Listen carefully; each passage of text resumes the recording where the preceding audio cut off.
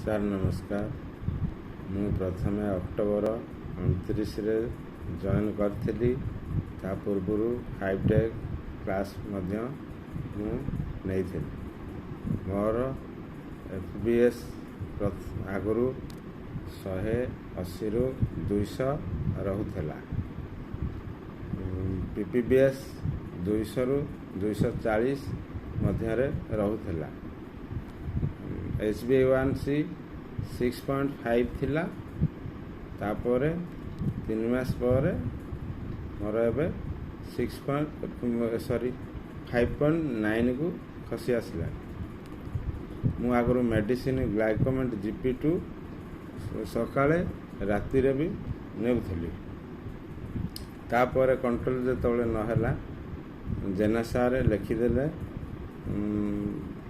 Insulin ସକାଳେ 24 unit, ରାତିରେ 22 unit ନେଉଥିଲି।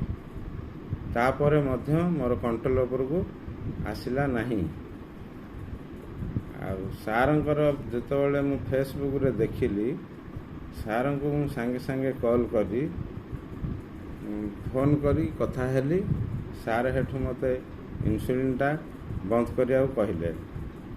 Medicine 2ଟା ଖଣ୍ଡେ ଖାଉଥିଲି। ତାପରେ ଜଏନ୍ କଲା ପରେ 1 ଇୟର୍ରେ ପ୍ରୋଗ୍ରାମରେ ହେଠୁ ଜଏନ୍ କରି ସାର୍ଙ୍କର ପ୍ରୋଟୋକଲ୍ରେ ଆସିବାରେ ସୁଗାର ଏବେ କଣ୍ଟ୍ରୋଲରେ ରହୁଛି। ଆଉ ବହୁତ ଏନର୍ଜେଟିକ୍ ବି ଲାଗୁଛି। ଆଗରୁ ମୁଁ ସବୁବେଳେ ରୁଟି ତରକାରୀ କାମକୁ ନେଇକି ଯାଉଥିଲି, କାହିଁକିନା ମୁଁ ଇଲେକ୍ଟ୍ରିକ୍ କାମ କରେ। ମୋତେ ହାଲିଆ ଲାଗେ, 11ଟା ବାଜିଲେ ବି ଚିଡ଼ଚିଡ଼ି ଲାଗେ। ଯିଏ ବି ଗୋଟେ କଥାବାର୍ତ୍ତା କଲେ ଭାରି ରାଗିଯାଏ ମୁଁ। ଆଉ ଏବେ ହାଲିଆ ନାହିଁ, ପୁରା ଏନର୍ଜେଟିକ୍, ଆରାମରେ କାମ କଲେ ଭୋକ ନାହିଁ, କିଛି ନାହିଁ।